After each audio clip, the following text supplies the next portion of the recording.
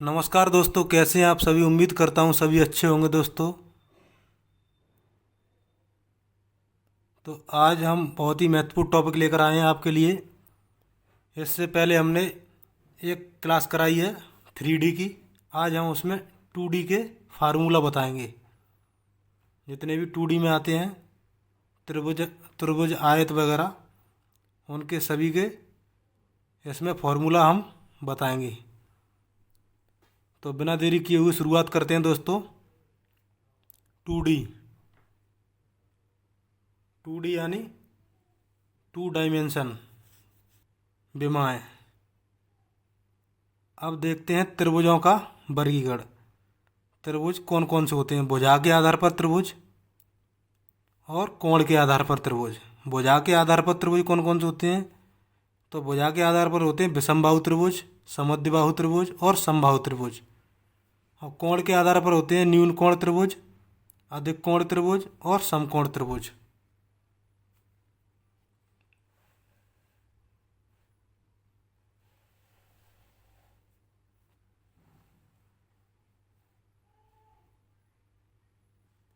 तो आज पढ़ेंगे सबसे पहले विषमबाहु त्रिभुज का क्षेत्रफल क्या होता है।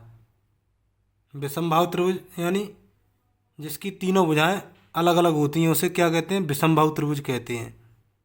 इसका क्षेत्रफल होता है अंडर रूट में एस कोष्टक में S minus A, S minus B, S minus C, जहाँ एस बराबर होता है A plus B plus C बट्टे 2।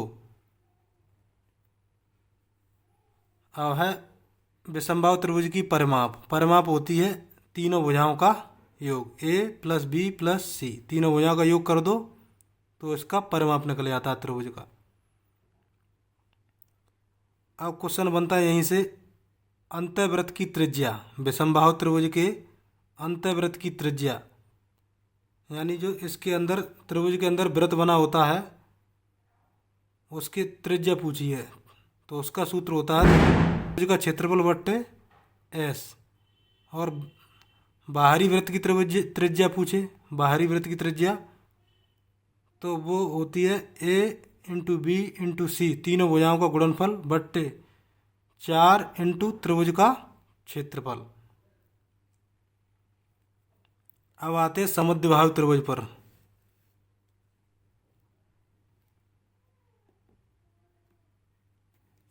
तो समद्विबाहु त्रिभुज जो है उसका क्षेत्रफल होता है समद्विबाहु, यानी इसकी दो भुजाएं बराबर होती हैं। दो भुजाएं बराबर होती हैं तो इसका क्षेत्रफल होता है एस कोष्टक में एस माइनस ए इंटू एस माइनस बी का होल स्क्वायर। तो यहाँ पर भी एस बराबर होता है A plus B plus C बट्टे 2। अब है परिमाप। परिमाप होती है तीनों भुजाओं का योग।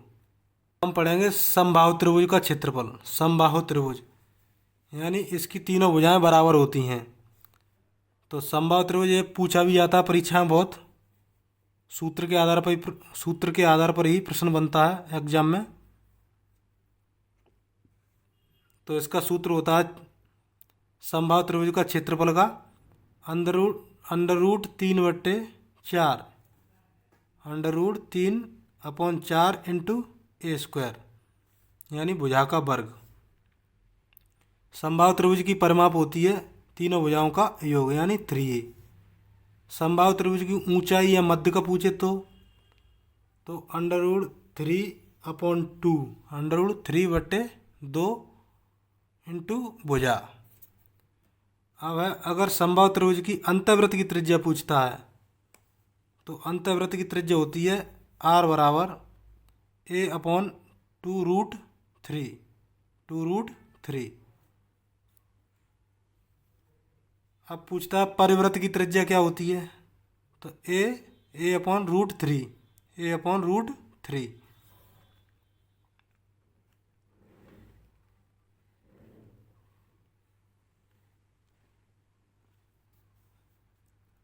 अब है भुजा। समबाहु त्रिभुज की अगर भुजा निकालनी है और हमको लंब दिए हुए हैं P1 P2 P3, 3 लंब दिए हुए हैं, तो भुजा निकालने का सूत्र होता है 2/√3 इंटू कोष्टक में P1 plus P2 plus P3। और इसका एक और सूत्र है स्मॉल आर अपॉन बड़ी आर, यानी छोटी आर अपॉन बड़ी आर बराबर होता है 1/2। इसका अनुपात होता है ये। अब है समद्विबाहु त्रिभुज का क्षेत्रफल। समद्विबाहु त्रिभुज का क्षेत्रफल होता है 1/4 इंटू बी, 1/4 इंटू बी और रूट में 4a² माइनस b²। अब है समद्विबाहु त्रिभुज की ऊंचाई।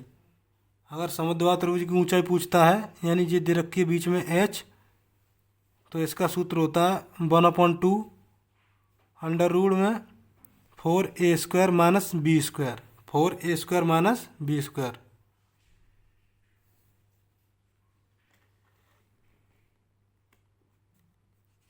अब है समद्विबाहु त्रिभुज की परिमाप पूछता है, तो परिमाप होती है तीनों भुजाओं का योग।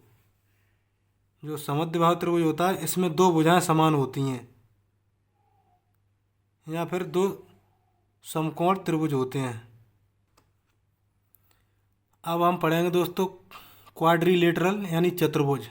ये भी 2D में आते हैं, यानी आयत। जैसे आयत है रेक्टेंगल, तो आयत का इधर फिगर बना हुआ है, तो आयत के आमने सामने की जो भुजाएं होती हैं वह समान होती हैं और प्रत्येक कोण 90 अंश का होता है। दोनों विकर्ण की लंबाई समान होती है। इसमें आयत में दो समकोण त्रिभुज बने होते हैं। तो देखते हैं आयत का क्षेत्रफल क्या होता है। आयत का क्षेत्रफल होता है लंबाई गुणा चौड़ाई।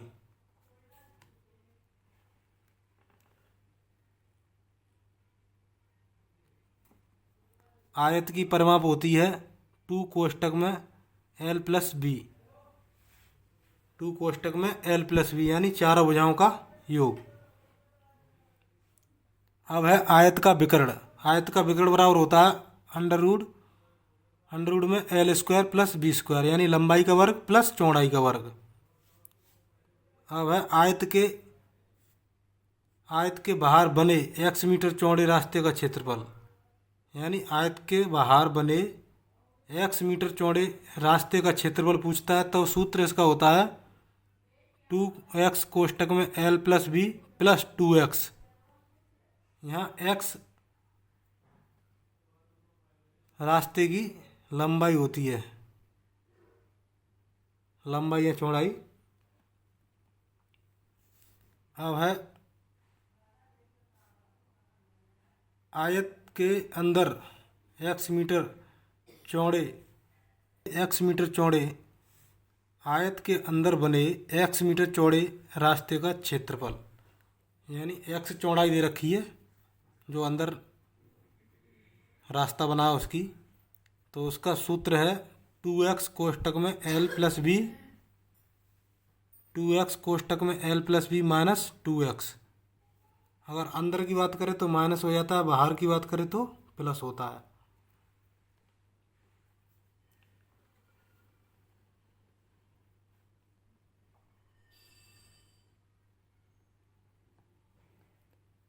अब देखते हैं वर्ग का क्षेत्रफल और वर्ग की परिमाप और वर्ग का विकर्ण क्या क्या होते हैं देखते हैं इसमें।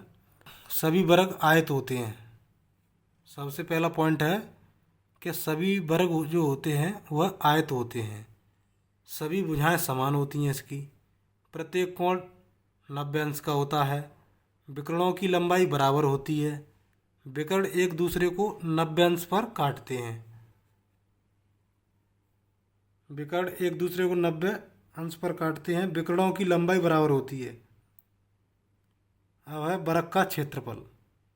क्षेत्रफल क्या होता है? वर्ग का क्षेत्रफल होता है भुजा का वर्ग यानी a²। और वर्ग का परिमाप होता है 4a। और वर्ग का विकर्ण होता है √2 इंटू a। वर्ग का विकर्ण क्या होता है? √2 इंटू a। अब वर्ग का क्षेत्रफल क्या होता है? तो विकर्ण का वर्ग बट्टे 2। विकर्ण का वर्ग बट्टे 2, जहाँ d विकर्ण है। अब है वर्ग के अंतःवृत्त की त्रिज्या। वर्ग के अंतःवृत्त की त्रिज्या यानी स्मॉल r बराबर a/2। और वर्ग के परिवृत्त की त्रिज्या, वर्ग के परिवृत्त की त्रिज्या होती है r बराबर a/√2 या √2। अब बढ़ते हैं आगे। अब है वर्ग के बाहर बने x मीटर चौड़े रास्ते का क्षेत्रफल पूछता है। अगर वर्ग के बाहर बने x मीटर चौड़े रास्ते का क्षेत्रफल, तो इसका सूत्र होता है 4x कोष्टक में a प्लस एक्स, ए यहाँ पर वर्ग की भुजा है और x मीटर चौड़ा रास्ता दिया हुआ कोई। अब है दोस्तों समचतुर्भुज का क्षेत्रफल। समचतुर्भुज का क्षेत्रफल यानी इंग्लिश में इसे रोम्बस कहते हैं।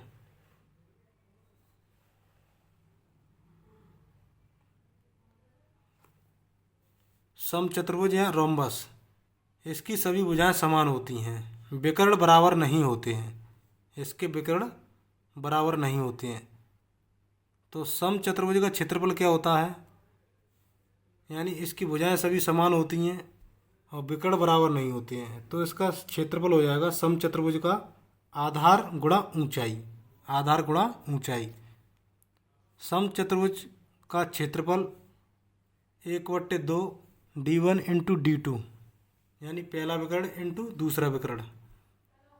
अब समचतुर्भुज का परिमाप क्या होता है, तो परिमाप होता है 4a। 4a² बराबर होता है d1 का वर्ग प्लस d2 का वर्ग, यानी पहले विकर्ण का वर्ग प्लस दूसरे विकर्ण का वर्ग।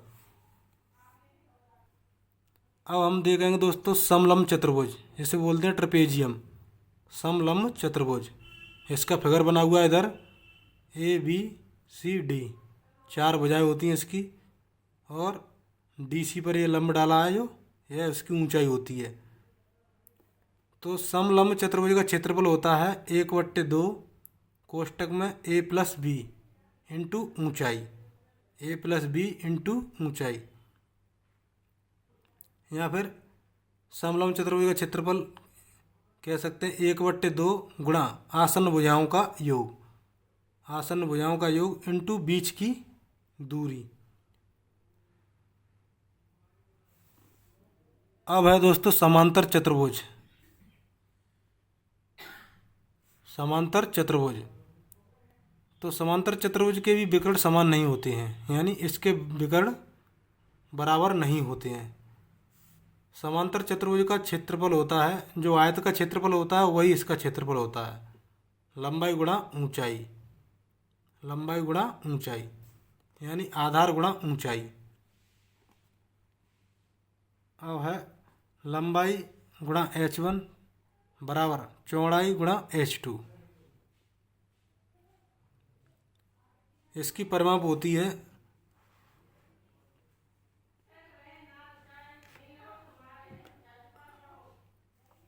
इसकी परिमाप होती है 2 कोष्टक में l प्लस d।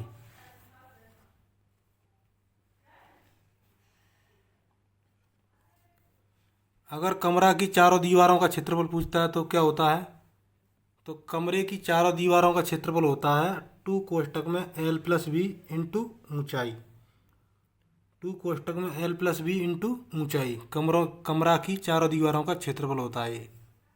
अब है दोस्तों वृत्त यानी सर्कल। तो वृत्त का क्षेत्रफल क्या होता है, वृत्त का क्षेत्रफल होता है πr², और वृत्त की परिधि होती है 2πr। वृत्ताकार पथ के चारों ओर बने x मीटर चौड़े रास्ते का क्षेत्रफल, यानी वृत्ताकार पथ के चारों ओर बने x मीटर चौड़े रास्ते का क्षेत्रफल पूछता है, तो उसका सूत्र होता है πx कोष्टक में 2r प्लस एक्स, πx कोष्टक में 2r प्लस एक्स। अब है अर्धवृत्त। अर्धवृत्त यानी सेमी सर्कल। अर्धवृत्त का क्षेत्रफल होता है πr²/2, यानी वृत्त के क्षेत्रफल का आधा होता है। अर्धवृत्त का क्षेत्रफल वृत्त के क्षेत्रफल का आधा होता है। अर्धवृत्त की परिधि पूछे तो परिधि होती है r कोष्टक में π+2, या कह सकते हैं 36 इंटू r/7। अब है दोस्तों त्रिज्यखंड का क्षेत्रफल, एरिया ऑफ सेक्टर, यानी त्रिज्यखंड। त्रिज्यखंड का क्षेत्रफल पूछता है तो इसका सूत्र होता है त्रिज्यखंड के क्षेत्रफल का पाई आर स्क्वायर छीटा बट्टे 360 अंश, पाई आर स्क्वायर छीटा अपॉन 360 अंश।